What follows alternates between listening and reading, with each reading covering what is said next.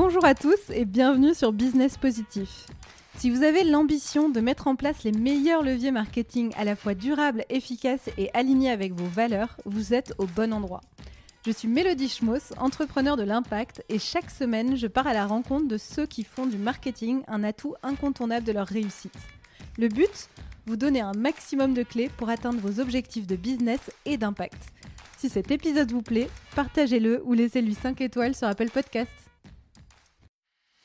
Quand on a créé Label Emmaüs, ça faisait déjà 20 ans que Amazon existait, 10 ans que Le Bon Coin existait, donc ça urgeait, quoi. Aujourd'hui, on cause avec Maud Sarda, fondatrice de Label Emmaüs, la marketplace d'Emmaüs France qui référence, vous savez, plus d'1 million de produits et qui a réussi à s'imposer sur son secteur en à peine 4 ans. Dans cet échange, on parle du parcours de Maud, du lancement un peu fou de Label Emmaüs en à peine 1 an et des grandes clés pour créer un e-commerce qui soit à la fois performant et éthique. C'est expliquer que tout seul, Emmaüs réussira pas à faire face aux géants du e-commerce. Donc c'est accepter l'ouverture. Allez bien jusqu'au bout de la discussion, on parle à la fin de l'utilisation de LinkedIn par Maud, qui bat des records d'audience sur ses posts et qui propose à chaque fois des contenus sincères, engagés et engageants. Elle nous explique comment elle fait et surtout comment elle n'hésite pas à exprimer sa colère loin du politiquement correct. Pour finir, je m'excuse d'avance pour l'écho dans mon micro que vous entendez surtout au début, je l'avais mal positionné, mais l'effet s'estompe avec le temps, alors accrochez-vous. Trêve de causerie, je vous laisse découvrir cet échange. Salut Maud! Bonjour. Ravie de t'accueillir sur Business Positif pour qu'on parle de Label Emmaüs et de e-commerce éthique. Ravie d'être là aussi. On a plein de sujets, on en a parlé un petit peu là juste avant de commencer cet enregistrement. Il y a plein de sujets évidemment que j'ai envie d'aborder avec toi pour parler de Label Emmaüs et de cet énorme projet d'Emmaüs France. On va essayer de rester concentré pour tenir nos 30 minutes et aller vraiment parler des leviers marketing com que vous avez activés et aussi évidemment de la question de l'impact. Mais pour commencer, déjà, j'aimerais en savoir un petit peu plus sur toi et savoir quel a été ton déclic, parce que moi, de ce que j'ai vu, tu étais à la base consultante en organisation et système d'information chez Accenture et tu es devenue responsable nationale économie solidaire chez Emmaüs France avant de prendre la partie e-commerce. Qu'est-ce qui s'est passé à ce moment-là pour que tu passes d'Accenture à Emmaüs France ? Alors pas vraiment de déclic au sens j'ai vu la lumière tout d'un coup. C'est un cheminement de plusieurs années. J'ai fait une école de commerce. Déjà à l'école de commerce, j'étais très impliquée dans l'association humanitaire. J'ai de fil en aiguille d'ailleurs abouti sur une envie moins de faire de l'humanitaire, mais plutôt d'être sur des projets, des missions de développement économique au service voilà, des personnes les plus précaires. Voilà, déjà, j'ai ça en moi quand même depuis longtemps. Après, ces études, j'ai dû les payer. Donc le choix d'Accenture, c'était un choix de raison hein, au début. Et finalement, j'ai passé 4-5 ans chez Accenture formidable. J'ai beaucoup aimé cette expérience. Passé 4-5 ans, j'avais remboursé mon prêt, donc j'avais quand même pas oublié ce que je voulais faire initialement. Et grâce à la Fondation Accenture, moi j'ai travaillé 9 mois à l'Agence Nouvelle des Solidarités Actives, une agence créée par Martin Hirsch. Martin Hirsch qui a été aussi président d'Emmaüs France. Et voilà, les ponts ont commencé à se faire à ce moment-là. J'ai découvert ce qu'était le social en France. Et j'étais pas forcément là-dessus au début, mais je me suis prise de passion pour tout ce qui est lié à l'insertion par l'activité économique, comment l'économie pouvait être au service de l'insertion professionnelle. Et Emmaüs, là-dedans, c'est c'est un acteur de un poids. peu la référence, C'est un peu une référence. Et puis voilà, j'ai croisé Emmaüs, quelqu'un qui allait devenir mon responsable. Et ça cochait toutes les cases de aussi quand même d'une activité économique, parce que moi, j'aime ça. Moi, j'aime aussi le challenge, voilà, le challenge économique, la création de valeur, la création d'emplois. Ça, c'est quelque chose dont j'ai besoin. Et voilà, tout en y associant effectivement des engagements sociaux extrêmement forts et écologiques, évidemment. Et du coup, comment c'est, parce que donc tu rejoins Emmaüs France et puis il y a ce projet digital en gros de digitaliser Emmaüs, enfin, vraiment les magasins Emmaüs et de faire un e-commerce. Comment ça démarre cette action-là? Comment se crée Label Emmaüs? Alors ça arrive pas tout de suite. J'ai d'abord passé 4-5 années, à Emmaüs France, à la tête de réseau, dans des fonctions, plutôt de support, au groupe Emmaüs un peu partout, en France, et ça m'a donné un peu, moi aussi le virus quoi d'entreprendre à la Emmaüs. Heu, donc je savais pas forcément, dans quelle direction, aller, mais c'est vrai que la thématique du digital, en tout cas de la vente en ligne à l'époque, hein, plus que du digital, c'était un peu un serpent de mer dans le mouvement parce que évidemment qu'Emmaüs, se rendait compte qu'avec 450 points de vente, il fallait absolument, exister en ligne d'une façon ou d'une autre, parce que quand on a créé Label Emmaüs, ça faisait déjà 20 ans que Amazon existait, 10 ans que Le Bon Coin existait, donc bon ça urgeait quoi. Mais on savait vraiment pas par quel bout le prendre, et moi je proposais au conseil d'administration de me confier une mission exploratoire d'1 année, de se laisser le temps de la réflexion, de l'étude de marché, d'étudier les acteurs en force, et de voir quel pourrait être notre positionnement là-dedans pour, tirer notre épingle du jeu, sachant Ah, que c'est génial, c'est venu vraiment de toi. C'est toi qui oui, es allé les voir et du coup, ils ont. Parce que c'est intéressant, tu parles du virus d'entreprendre d'Emmaüs. Je sais pas si tout mmh. le monde a notion de ça. Moi, j'en avais pas forcément de notion. C'est quelque chose qui est poussé par les équipes. Bah, c'est un mouvement d'entrepreneurs, sociaux, depuis le début. Donc, c'est 300 structures juridiques autonomes les unes des autres. Donc, à la tête de chacune de ces structures, bah, il y a des directions, il y a des présidences, et voilà, et chacun en fait gère son Emmaüs, sur son territoire. Et ça, c'est une dimension très forte chez Emmaüs. En fait, on reçoit pas de subventions publiques ou privées, pour, ce qu'on fait. C'est de l'argent qu'on gagne, hein, en revendant, des dons, matériels qu'on nous a fait. Mais bon, on les a mérités aussi ces dons, parce que, enfin, on est allé les chercher, on les a réparés, on les a triés, enfin voilà, c'est quand même, une chaîne, vraiment de pas de production, mais de Oui, bien réemploi. sûr. Oui, c'est ça, de réemploi, clairement. Et du coup, en fait, tu as créé une nouvelle entité, pardon, Emmaüs, sur Internet, au final, sur la partie web. Oui, alors pendant 1 année, on a donc pris ce temps de réflexion. J'ai, petit à petit, constitué un comité de pilotage, autour de moi, que je réunissais, tous les 2 mois, pour leur, présenter un peu l'avancement de ma réflexion, et j'ai fait en sorte que dans ce copil, il y ait, autant des gens, du terrain que du siège, qu'il y ait des bénévoles comme des compagnons, comme des responsables, voilà. Et donc, ensemble, on a un peu, co-créé, ce qu'allait devenir, Label Emmaüs, parce que moi toute seule je pouvais rien faire. Il fallait, donc j'ai pensé à ce concept de marketplace, parce que déjà, basiquement, quand on est sur, 300 entités autonomes les unes des autres, il y a pas 36 milliards de solutions pour, faire un site de vente en ligne, parce que chacun a son stock. D'accord. Et du coup, alors si on entre dans le vide, donc il y a 7 années d'exploration qui débouche sur la création de Label Emmaüs. C'est quoi les grandes étapes, les grandes clés, peut-être aussi les grandes difficultés que vous avez rencontrées pour mettre en place ce système? Parce qu'on parle d'énormément de références, de beaucoup de partenaires, en tout cas beaucoup de vendeurs. Et on parle aussi de concrètement un site e-commerce, donc avec une veille concurrentielle que tu avais faite qui montrait qu'il y avait déjà plein de choses qui se faisaient.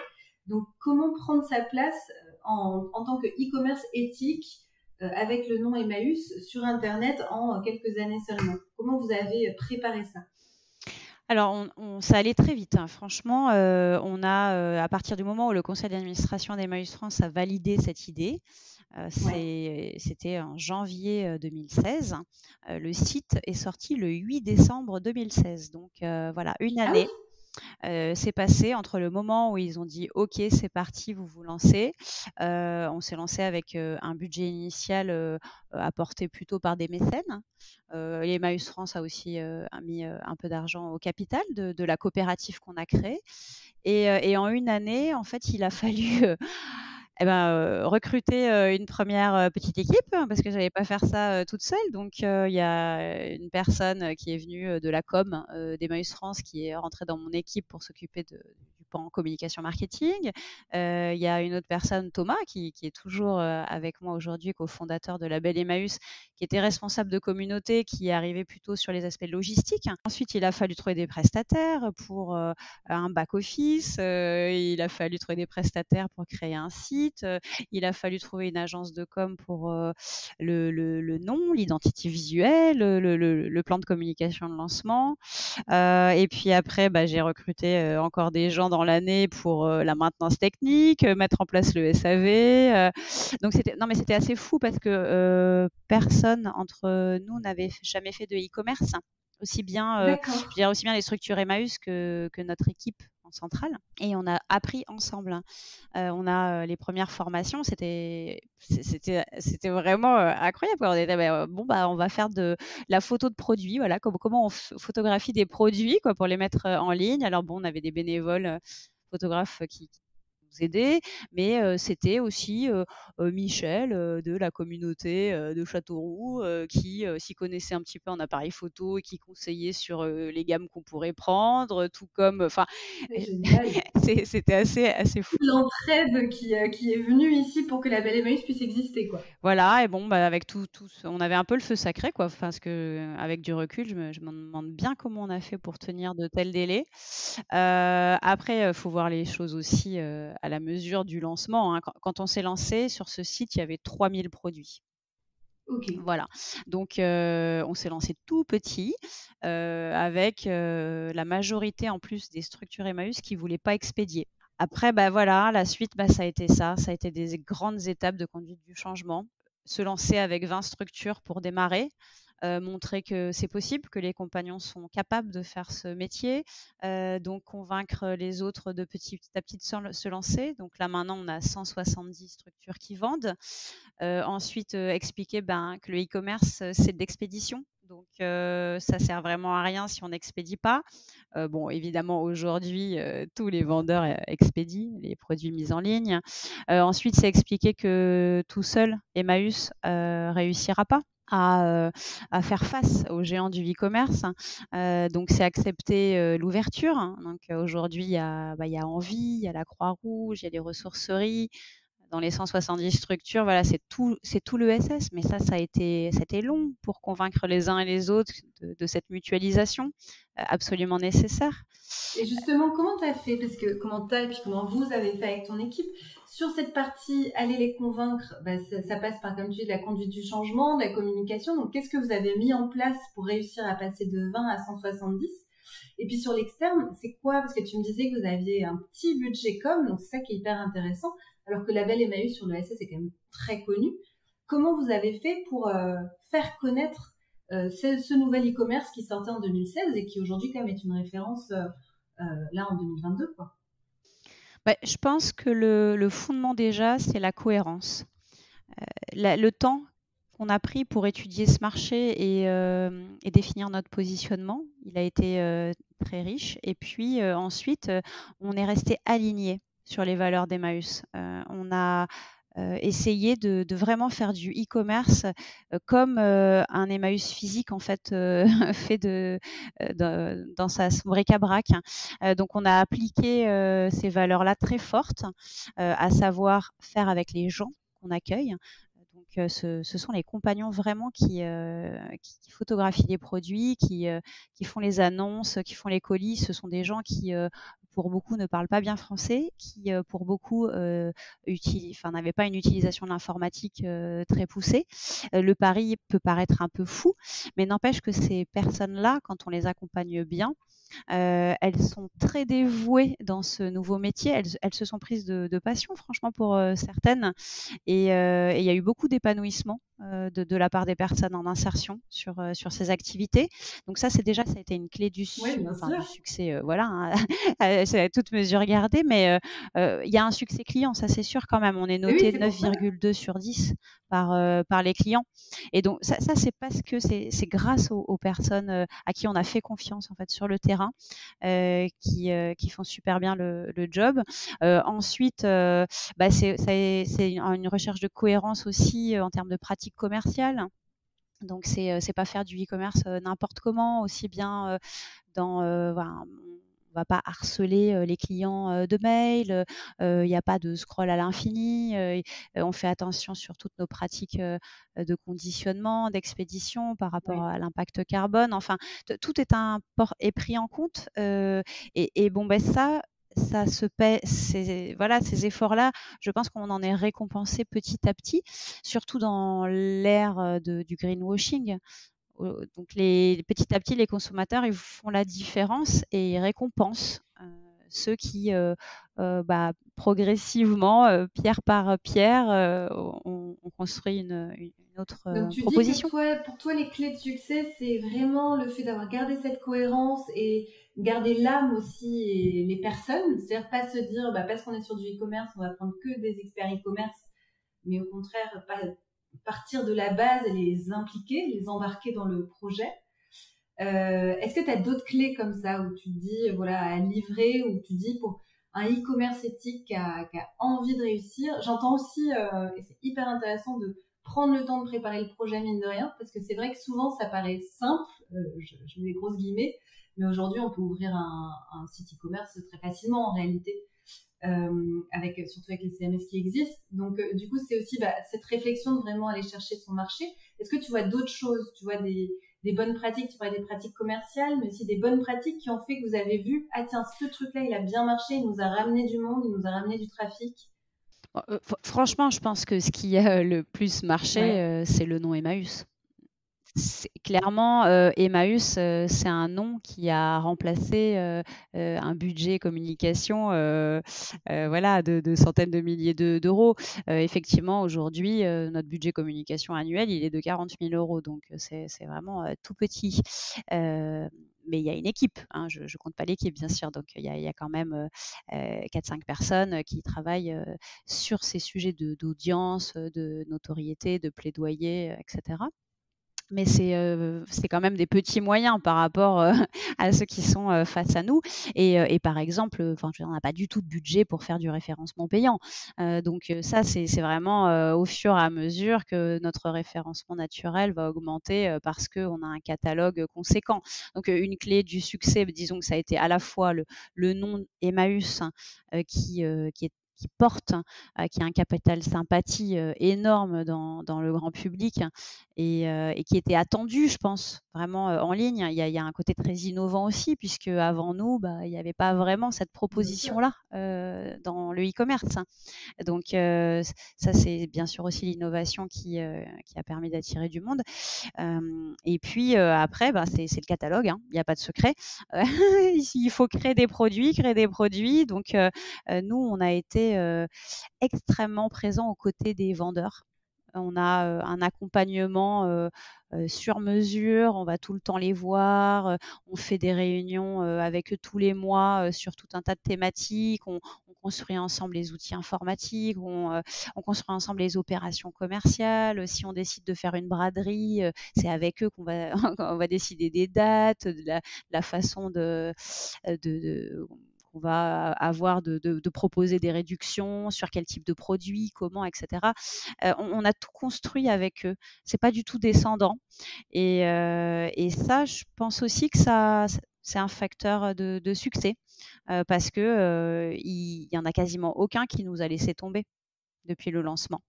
Il n'y a pas du tout de turnover des vendeurs.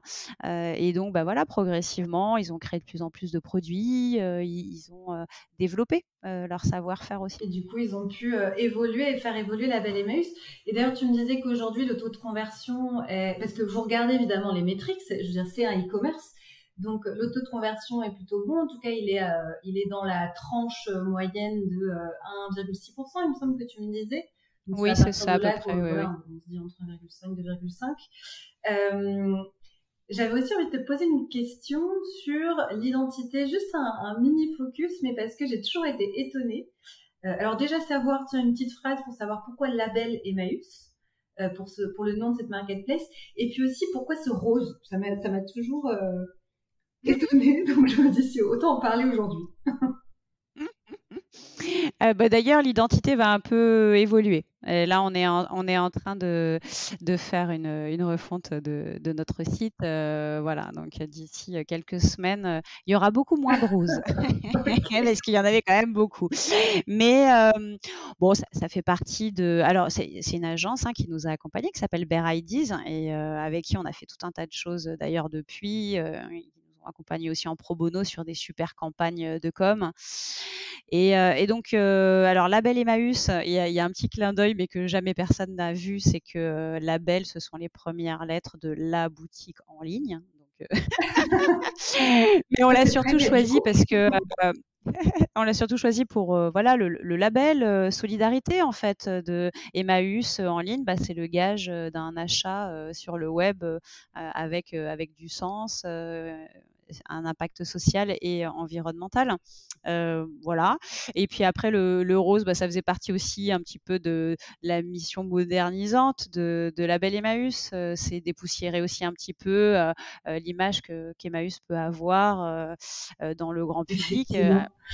Je veux bien qu'on fasse un petit focus sur la notion d'impact. Alors, tu en as un petit peu parlé, et puis on se doute que Emmaüs, du coup, vient évidemment sur ces sujets-là, mais c'est quand même intéressant. C'est quoi ton avis sur un e-commerce éthique? Déjà, pour toi, est-ce que un e-commerce peut être éthique du fait de l'expédition et de voilà la gestion des retours, etc. Et comment vous faites pour mesurer l'impact et pour vous assurer que justement c'est au-delà des produits du côté seconde main, aussi éthique au niveau peut-être environnemental, avec est-ce que vous avez eu une réflexion sur l'hébergement du site? C'est des questions un peu ouvertes évidemment, mais sur l'emballage, la livraison, le dernier kilomètre, est-ce que c'est des choses qui sont aussi parce qu'il y a beaucoup de sujets, donc on peut aussi pas tout faire. Oui, tout à fait. Non, non, alors chaque point que tu as listé a fait l'objet de réflexions poussées Ok. chez nous, hein. C'est vraiment pas simple d'évoluer dans un secteur aussi concurrentiel, avec des pratiques parfois extrêmes quand même, Oui. dans l'exploitation sociale et l'impact désastreux carbone. Enfin, c'est vrai, quoi. On est quand même entouré de cow-boys, vraiment, clairement, sur le sujet. Et malheureusement, en plus, ces cow-boys, ce sont eux qui définissent le niveau de service client attendu. Donc, c'est compliqué parce que il faut pas, évidemment qu'il ne faut pas s'aligner sur ces pratiques quand on est Emmaüs, mais après, il faut tenir la route aussi, quoi, en termes d'attente client, hein. C'est vraiment un jeu d'équilibriste Ouais. entre ces deux univers. Donc, bon, bah, par exemple, alors, sur la réponse du e-commerce, est-ce qu'il peut être éthique et éco-responsable? Oui, alors ça, c'est sûr qu'on s'est posé la question Ouais. évidemment au début, et puis il y a une image qui est naturellement négative du e-commerce, mais en fait, le e-commerce peut même être plus éco-responsable que le physique, hein. Tout dépend de la façon de faire, hein, parce que quand nous, on a très clairement évalué que notre vente en ligne de livres, en fait, avec notre entrepôt dans le 93, était bien moins impactant qu'un magasin physique qui vendrait les mêmes objets en fait dans les mêmes quantités. Pourquoi? Il n'y a pas de chauffage dans un entrepôt, il n'y a pas de climatisation, il y a beaucoup moins de lumière, il n'y a pas de voiture individuelle pour venir acheter.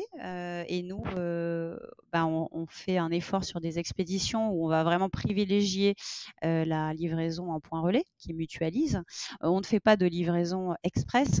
Et c'est ça la catastrophe écologique, c'est quand on doit faire des derniers kilomètres avec un camion quasiment vide pour voilà, livrer 3 colis. C'est les emballages, bien sûr. Donc 80% de nos marchands n'utilisent que des emballages de récupération. Donc c'est un parti pris. Ça veut dire que les clients ils vont recevoir parfois des emballages complètement insolites par rapport à ce qu'ils ont commandé. Mais voilà, ça fait partie du jeu. Ça fait partie de l'ADN, limite. Euh, Exactement, et même c'est même en termes de Oui, c'est marketing quelque ça. chose de complètement différenciant.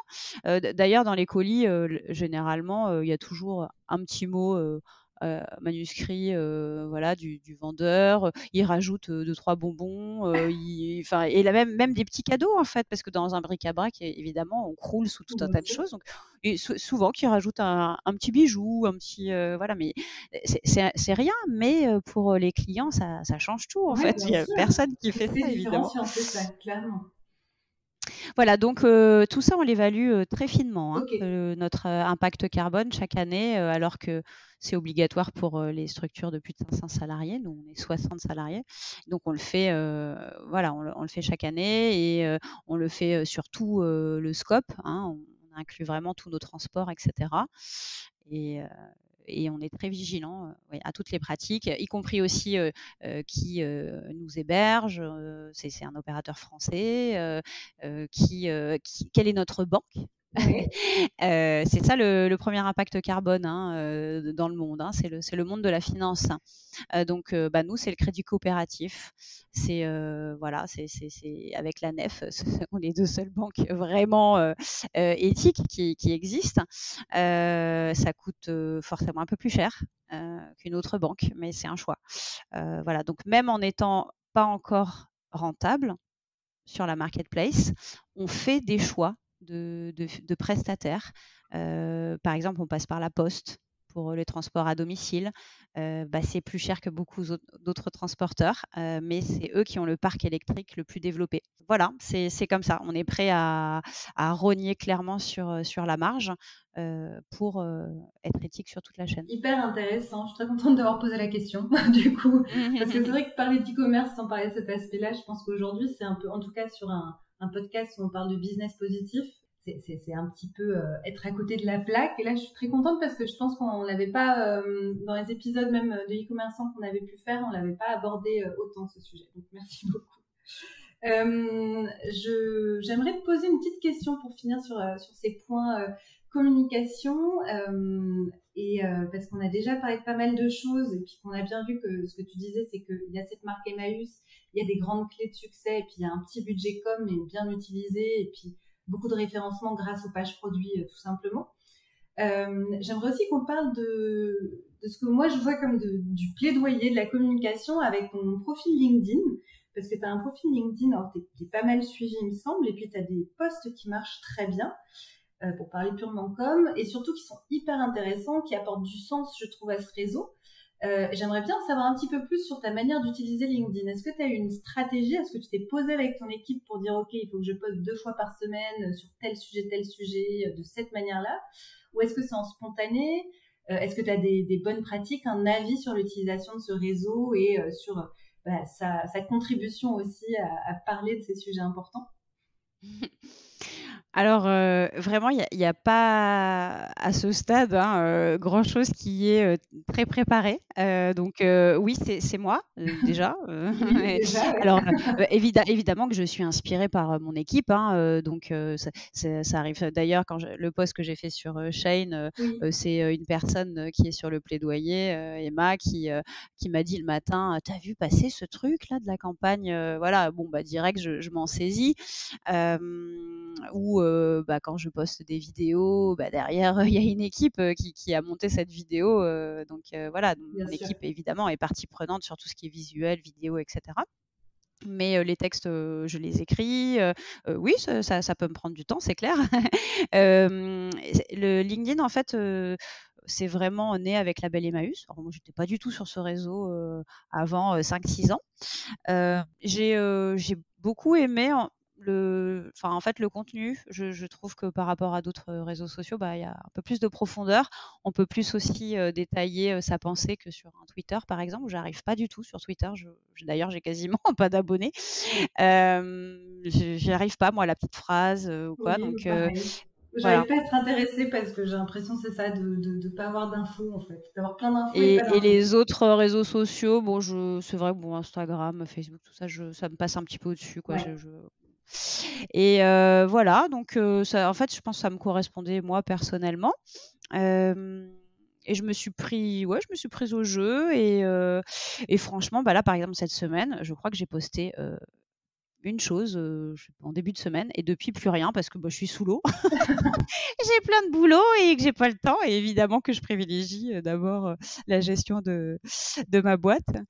Et d'autres semaines, bah, tous les jours, je vais avoir quelque chose à dire et pouvoir prendre du temps Donc c'est un pour le peu quelque faire. chose d'organique, c'est-à-dire que tu te dis pas cette semaine j'aimerais parler de ça, c'est plutôt que tu sais que tu as ce support, cette communauté, ces gens aussi qui vont être à l'écoute de ce que tu peux raconter et donc quand tu as quelque chose à dire, tu vas l'utiliser, mais tu vas pas calculer, j'ai l'impression. Bah, pas beaucoup, hein, parce que franchement, j'essaie de me forcer justement à en début de semaine à me dire: «Tiens, je pourrais parler de ceci et de cela cette semaine» et puis finalement, c'est jamais ça qui se passe. Soit parce que j'ai pas le temps, je redécale, ou après où il y a autre chose qui vient, qui bouscule. Enfin, oui, oui, non, c'est pas. Ouais, en même temps, ça marche, donc pourquoi s'embêter, hein. Oui, mais comme quoi, c'est peut-être aussi ça, la cohérence dont je parlais sur La Belle Emmaüs, la sincérité, Oui. aussi. Et d'ailleurs, tu vois un impact de LinkedIn sur l'activité de Label Emmaüs, c'est-à-dire un impact de quand tu fais des posts comme ça qui vont être très vus, très suivis, très commentés. Est-ce que ça fait faire des rencontres, des partenariats? Est-ce que tu vois vraiment sur l'aspect business Oui, en fait de Label oui, oui, Emmaüs? tout à fait. Bah, enfin, ça amène tout un tas de. Je pense que justement, enfin, un peu la sincérité de la démarche amène des propositions de soutien aussi. Ça, Donc, c'est génial. des personnes qui peuvent se proposer pour être bénévoles, nous apporter leur expertise. Il y a des personnes qui ont mis à disposition des outils créés par leur entreprise gratuitement. Euh, Ça peut, oui, oui, ça peut être aussi des partenaires parce qu'on fait aussi de la location de mobilier vintage, donc voilà, des partenaires qui pensent à nous pour des séminaires d'entreprise ou, en tout cas, c'est beaucoup. Qu'est-ce que je peux faire moi pour vous aider? Qu'est-ce que mon entreprise pourrait faire pour vous aider? C'est ça que ça suscite en fait. Donc vraiment de la solidarité et parce que les gens se trouvent alignés avec ton discours en fait. Donc comme tu Et puis, disais, bon, le côté aussi, il y a beaucoup de gens qui m'écrivent aussi parce qu'ils aimeraient switcher, ils aimeraient aller vers plus d'engagement dans leur. Donc, voilà, il y a aussi beaucoup de gens qui m'écrivent à ce sujet en disant que ça les inspire, que ça résonne en eux et ils me remercient pour ça.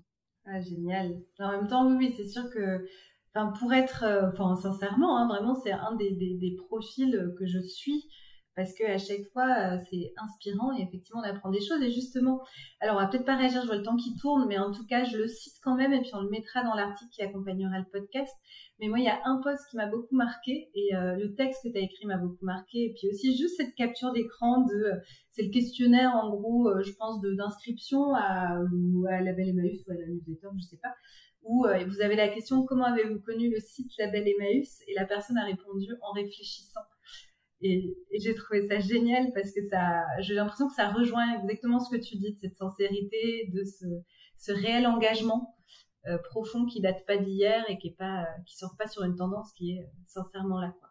Oui, tout à fait. Bah, j'ai eu envie de partager ça aussi parce que on a réfléchi pendant la crise sanitaire. On avait du temps pour réfléchir et nous, on a gagné beaucoup en visibilité pendant cette période-là.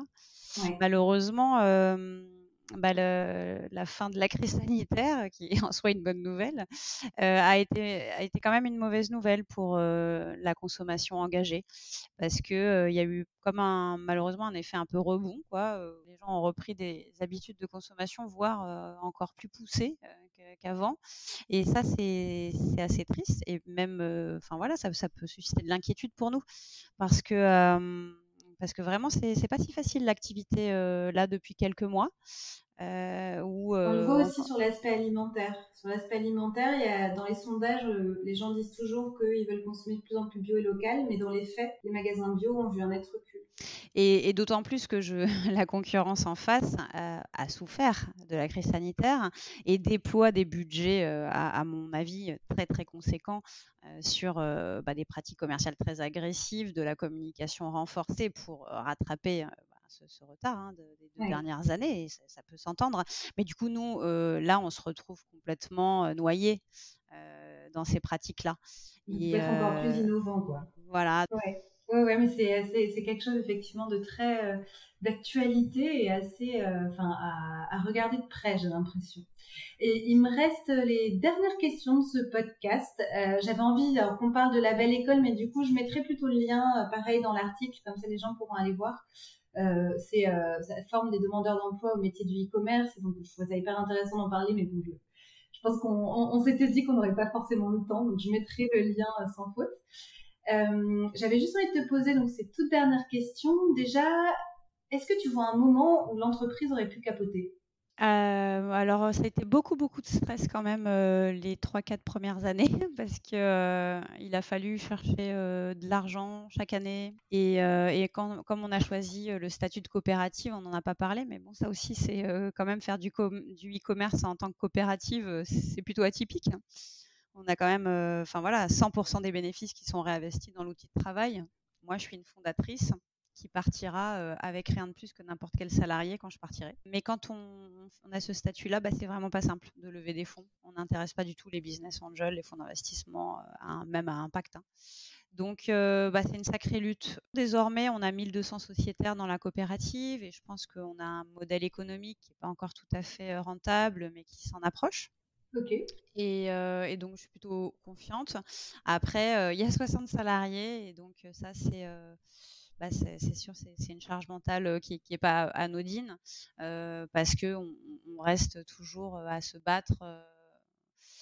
Et c'est vrai que depuis 6 mois, quand même, c'est un peu dur le post-crise sanitaire. Et donc, voilà, là, il faut faire preuve de résilience, faire le dos rond et puis continuer à trouver l'énergie en soi Oui, c'est ça. pour être sur du plaidoyer, des choses un peu fortes comme ça, pour sensibiliser, interpeller. Et puis Voilà, ouais, se quelquefois, démarquer aussi. quelquefois on fatigue, mais c'est comme ça. On est dans un secteur où parfois on se sent un peu Don Quichotte, quoi, hein, vraiment, mais bon.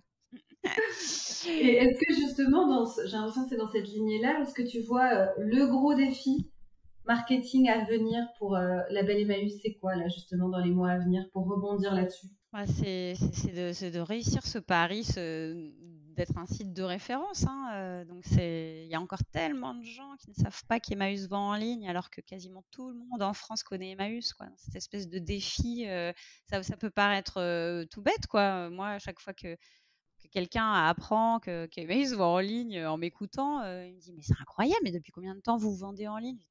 Je dis: «Quand même, plus de 5 ans». Et «Ah bon? Mais j'en ai jamais entendu parler». Et là, moi, ça me rend folle, quoi, parce que, on est passé dans tellement de médias. Je dis: «Mais qu'est-ce qu'il faut faire pour briser ce plafond de verre de la notoriété?» Ou de venir à l'esprit des gens. Il y a cette notion de comment être dans l'esprit des gens quand ils ont envie de faire un achat en ligne, au-delà des médias, au-delà de... Parce Bien qu'effectivement, ça sûr. fait plein de retombées, donc quand on n'est pas dans l'impact. Ok, hyper intéressant. J'ai 3 toutes petites dernières questions et puis on aura terminé cet échange hyper riche. Est-ce que tu as un conseil pour les auditeurs, un conseil justement sur le marketing ou la com? Bon, ça va reprendre ce que j'ai dit, hein, de cohérence et sincérité. Ça paye peut-être pas sur le court terme, mais sur le moyen et long terme, c'est le cas. Parfait. Est-ce que tu aurais une inspiration à nous partager, une conférence, une campagne com ou marketing qui vous a inspiré chez Label Emmaüs, ou bien une musique, un film, un livre?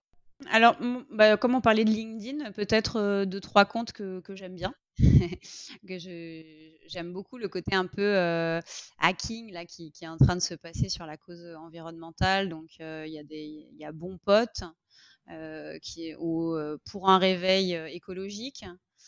Il y a aussi Perle de greenwashing que j'aime beaucoup. Donc voilà, ça c'est 3 comptes qui me font marrer déjà parce que en fait ils vont hacker vraiment des posts de boîtes qui vraiment, mais sans vergogne, font de la publicité mensongère sur LinkedIn, quoi, sur leurs pratiques soi-disant environnementales. Et voilà, et ils déconstruisent tout le post avec de l'humour et beaucoup de fond. Voilà, donc j'aime beaucoup ces 3 comptes. Ok, génial. Écoute, on les mettra aussi en référence. Puis j'ai regardé, je ne connaissais pas le dernier, Perle de greenwashing. Toute dernière question, est-ce que tu aurais un acteur à recommander pour venir parler de ces sujets-là? Un acteur de l'écosystème que tu trouves intéressant, tu vois, sur les sujets comme marketing, trouver son chemin parmi les cow-boys. Peut-être pour rester dans ce que j'ai conseillé, enfin Thomas Wagner, c'est celui qui a créé Bon Pote, donc et je le trouve très très inspirant. Il n'hésite pas aussi à être dans de la colère. Et parfois, on a tendance à lisser beaucoup sa communication, surtout quand on est dans un réseau professionnel comme LinkedIn. Et moi, je suis un peu dans cette lignée-là. J'hésite pas à exprimer ma colère parce qu'il y a de quoi quand même exprimer un peu de colère de temps en temps. C'est clair. Voilà. Ok, génial. Merci beaucoup pour tous ces partages et cet échange. Et puis, écoute, on va suivre de près la belle Emmaüs et son évolution. Et je te dis à très bientôt. Merci beaucoup, Mélodie. Au revoir. Si vous êtes arrivé au bout de cette causerie, c'est sans doute qu'elle vous a plu. Pour être averti des prochains épisodes, inscrivez-vous à la newsletter Business Positif et abonnez-vous sur votre plateforme d'écoute préférée. Et puis j'imagine qu'on vous le demande souvent, mais c'est tellement précieux d'avoir votre soutien. Alors s'il vous plaît, prenez une petite minute pour partager cet épisode autour de vous et le noter ou lui laisser un commentaire sur Apple Podcasts. À très vite!